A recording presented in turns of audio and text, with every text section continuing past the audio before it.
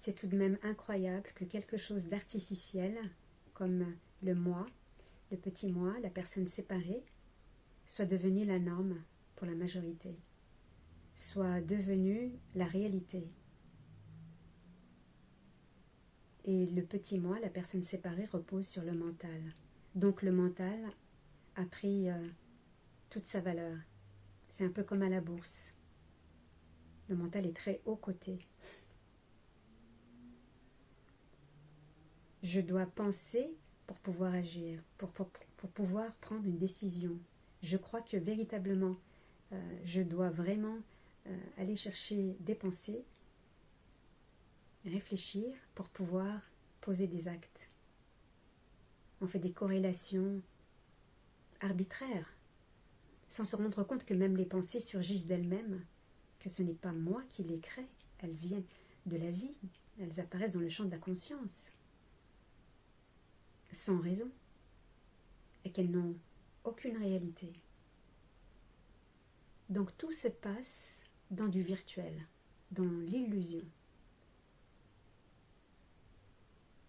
Et en plus, on croit aussi que pour sortir du petit moi, pour la libération, on a besoin du mental. On a besoin d'y réfléchir. On a besoin de pensées très élevées pour pouvoir se libérer, sans se rendre compte que c'est le mental lui-même, avec ce petit moi plongé dans le temps, qui nous empêche d'être libres, qui est l'obstacle.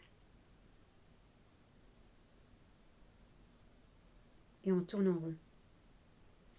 Ça fait une boucle. Et on est plongé dans le temps, parce que le petit moi, il est né avec le temps. Il est né de la pensée et sur la dimension du temps et de l'espace. Et il évolue dans le temps, il grandit, il se corrige, il s'améliore, il se lamente, il espère, et ensuite il apprend à méditer pour réussir à se réaliser.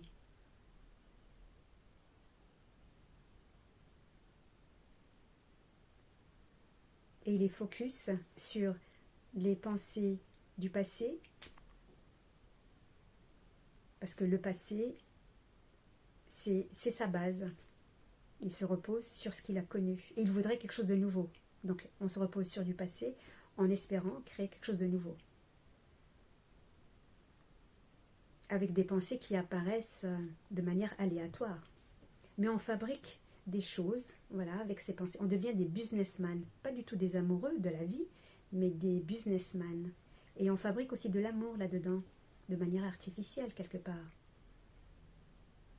Et ça demande beaucoup, beaucoup d'efforts, beaucoup d'énergie. Et on se plonge aussi dans le futur. En fait, ce sont aussi des pensées du passé, en réalité. Et on devient devin, et c'est tout à fait normal de deviner le futur, de faire des pronostics, d'imaginer des choses, avec l'espoir que ça marche, en essayant d'éviter le maximum les erreurs, les échecs. Et on ne se rend pas compte que tout ça surchauffe et que ça fatigue, ça crée beaucoup de tension. Parce qu'il y a la peur en fait, la peur de rater, de perdre, de manquer. Et on ne se rend même pas compte que dans les pensées, dans le passé ou dans le futur, les pensées qui nous baladent, en fait tout ça s'inscrit dans ici et maintenant. Ici et maintenant, qui n'existe même pas vraiment en fait. Le maintenant, sitôt qu'il arrive, il est déjà parti, on passe au suivant. Donc de 2 secondes, 1 seconde, une demi-seconde à 0, et le 0, on est dans l'infini, on est dans l'éternité. On est déjà libre en fait. Ce que nous cherchons en fait dans le passé, le futur, il est déjà là, offert, gratuit, donné. C'est notre intime.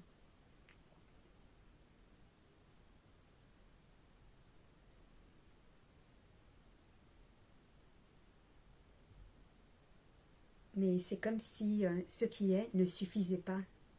On le rate.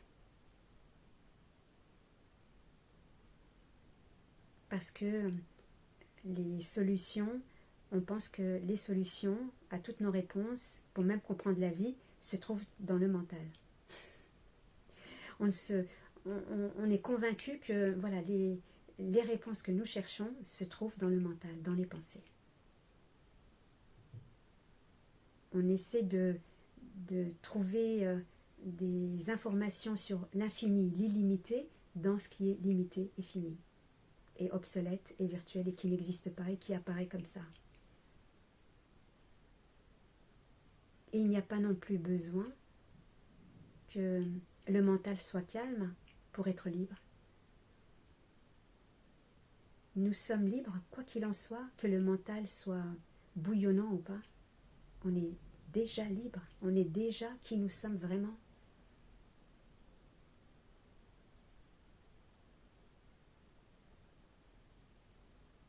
Le choix d'adhérer à la vie, c'est ça qui prévaut, plutôt que de faire le choix d'adhérer au mental. Donc c'est un changement de focus. Mais il s'agit de le réaliser profondément. Comment? Eh bien, au lieu de penser, eh bien observer. Et en observant, sans réaction, sans mettre de mots, on touche au vivant, on touche à la fraîcheur, à ce qui n'est pas terne, parce que la pensée est terne.